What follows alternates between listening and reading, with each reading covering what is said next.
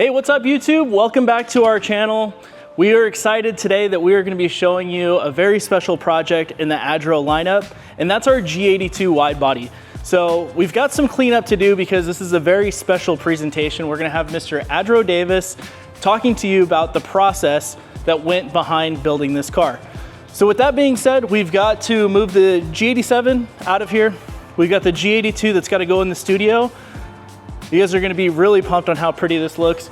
Move the forklift, move some boxes, but with that being said, let me go ahead and move forward and getting these things out of here, some things moved around, and flash the feature of ADRO Davis.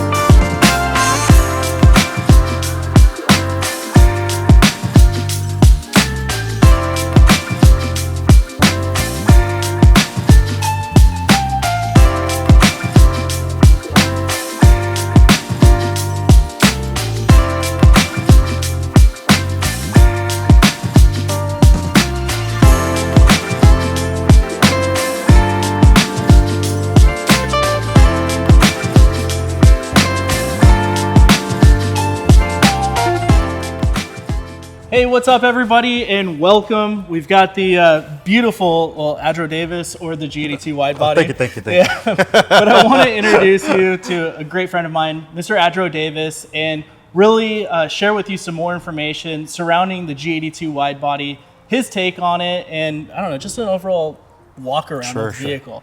So, first of all, can we get an introduction? Who are you? Where'd you come from? What's your background? Hi guys. My name is Davis Lee. I'm the chief designer of ADRO, president of ADRO USA, and I've been an OEM exterior designer for about 11 years. I used to work at Mercedes, Hyundai, and Rivian. Then I joined ADRO 2.5 years ago. So that's kind of like my background.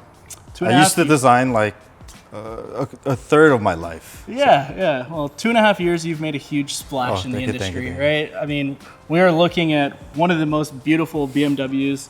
It's gone super viral.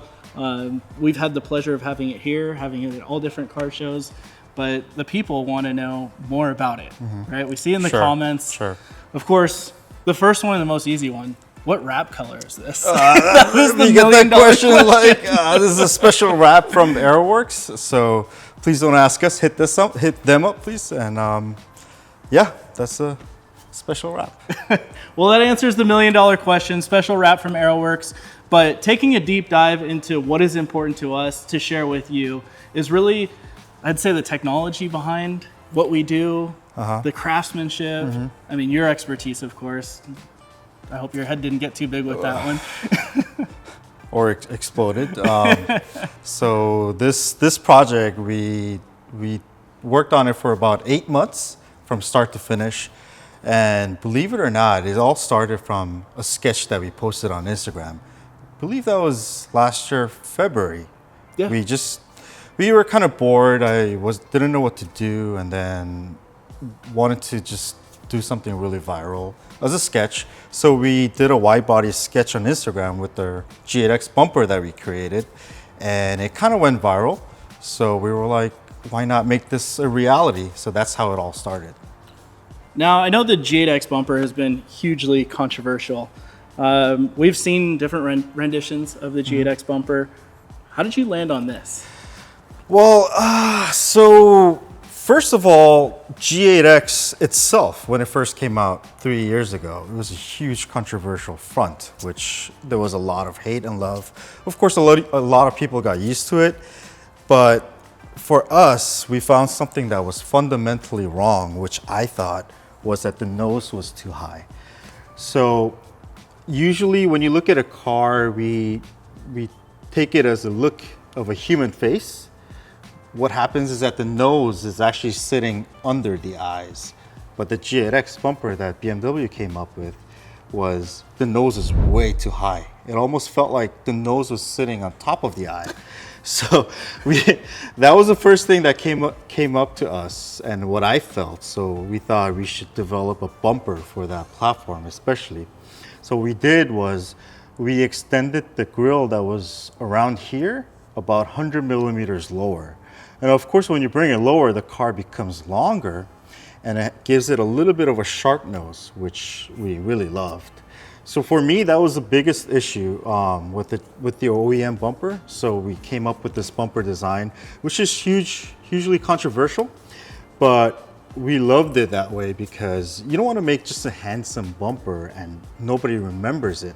But you wanted something that is controversial and being talked about for years and years. So I think we achieved our goal in that sense. Yeah, no, most definitely. It's something that the aftermarket community has really fallen in love with. But not only that, the community has fallen in love with the quality of our products, right? We see a lot of these bumpers out on market that are fiberglass, right? The fit, the finish, you know, yeah, it has its you don't have to explain. It has its challenges. Yes. But talk to us about, really, this was our first dive into a plastic mold injection bumper. Correct. Well, I mean, first of all, plastic mold injection is a huge challenge, especially for a small company like us, because you might think that plastic is cheap, but it's not really the material that counts. It's the steel mold. Yeah. You want to mill out a huge chunk of steel that is like bigger than the bumper. Of course. To be able to actually plastic mold injection it.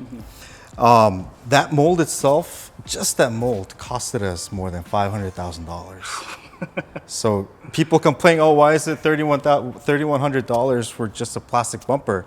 It's not the plastic itself, it's the R&D that went into it, which was so costly that we had to price it up that high.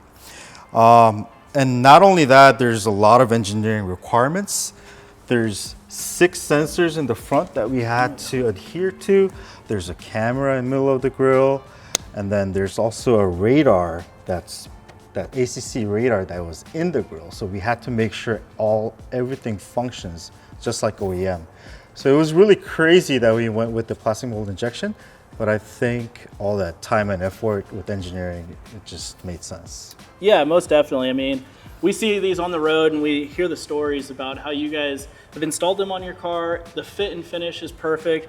But aside from that, we take it one step further here at ADRO. We have, of course, Mr. Scott, our chief aerodynamicist, and that's one thing that sets us apart from other aftermarket carbon companies or body kit companies, right? We take our products through CFD testing or safety analysis. We have engineers helping us out in the engineering process of this.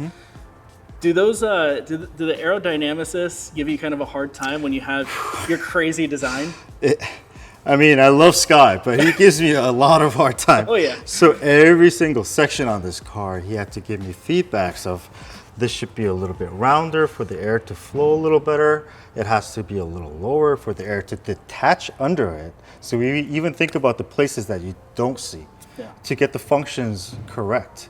You don't want to create a bumper and create a huge mess of aero that goes that functions lower than the OEM bumper. So we always strive to make everything functional and make it efficient as possible. Yeah, no, most definitely. And I won't stump you with too many aerodynamicist questions. I'm not an expert. I want to make things hot. We've heard enough about that. But aside from the exterior of the bumper, we have the interior, right? We have reinforcement panels that go behind the bumper.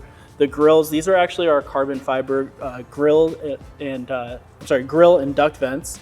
But we also have plastic mold injection ones that come when you buy it. So talk to us about that process of designing, the reinforcement structure, making sure everything bolts onto the car right in the OE location. Correct. So probably you won't see anything in here because it's all assembled, but we have the bumper, we have the inner bumper, which is almost the same size as the bumper.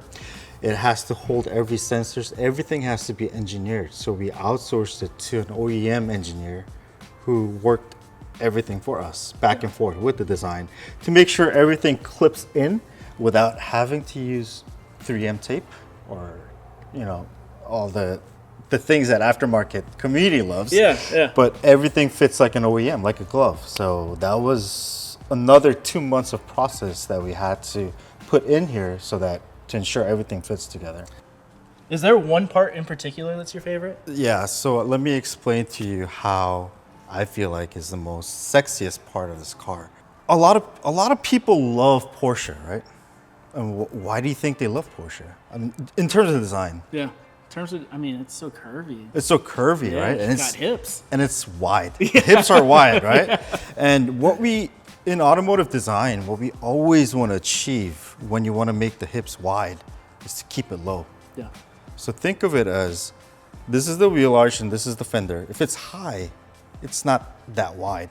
Right. But once you press it lower and lower and lower, you get this much of Kind of exaggerates the hips. Exactly. Right? So we wanted to lower this as much as possible to get this real estate on the rear. So that's kind of like my most sexiest part for me. Yeah. And especially if you look from the rear quarter, what we really try to do is to connect this character line of the side skirt that's coming all the way from the front, so that this wide body doesn't look like just the fenders put on top of a car, but we wanted to make sure that all the lines flow from the side to the rear, and with that, giving these fins a reason to stay.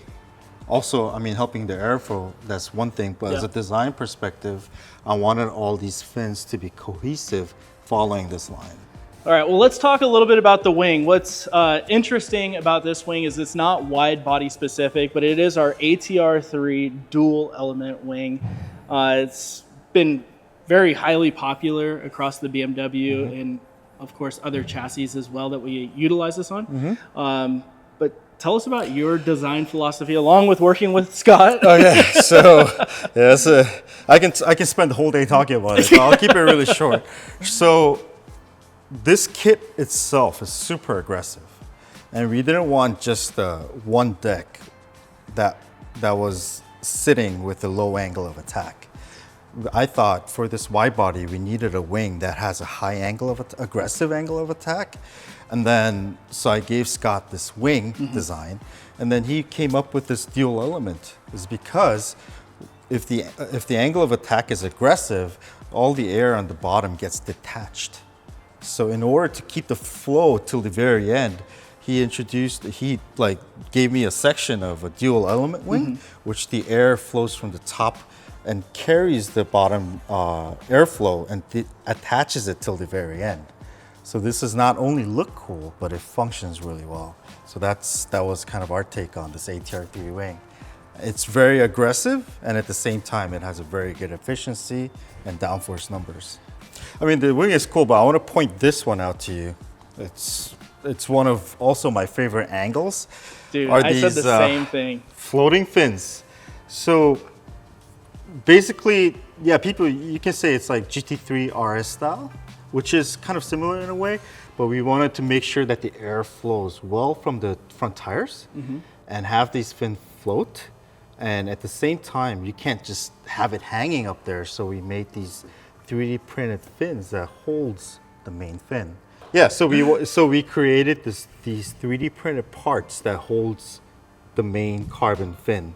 And I think it looks amazing. People don't really recognize it, like in footages and videos, but once you go close to it, you see it. Dude, I couldn't agree more. The side skirts are by far my favorite thing.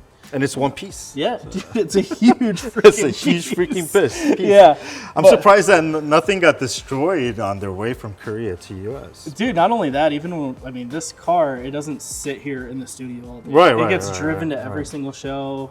I mean, you and I drove it in a tornado warning down to San Diego. To pick up these wheels? Yeah, to pick up the HREs. So, you know, couldn't thank our partners enough on supplying us with these beautiful HREs. And also, one thing I want to point out is the hood. Not many people realize that this is a carbon hood that we made because it's wrapped. Yep. It's flex. You want to wrap on top of carbon. You don't want to show everything, right? But, Man, but anyways, I really want to unwrap this thing. Yeah, I know. But we made these two ducts in the hood for the cooling, and of course, this line which pulls the air, the hot air out of it because of this flow. So that's what we really wanted to create, that look of these two ducts, duct vents.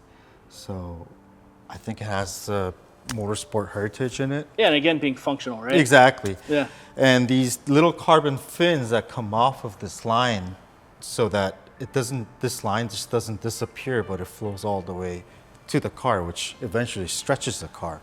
So if you open the door, I mean the hood. The hood. See that everything is made out of carbon. And it's wrapped. Yeah.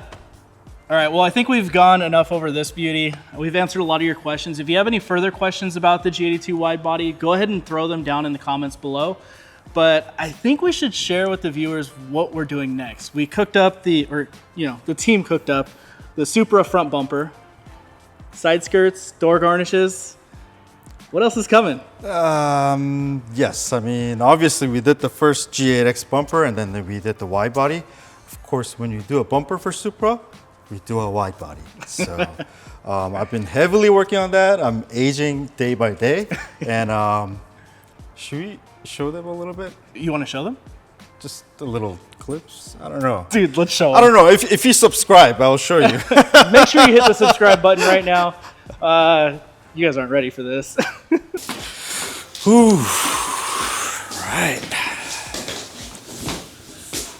I can't believe you're going to share this. I've been clicking just alone and I just felt so bored. Yeah. Well, this is what we're working at. This is kind of like our design process of seeing all the highlights working together.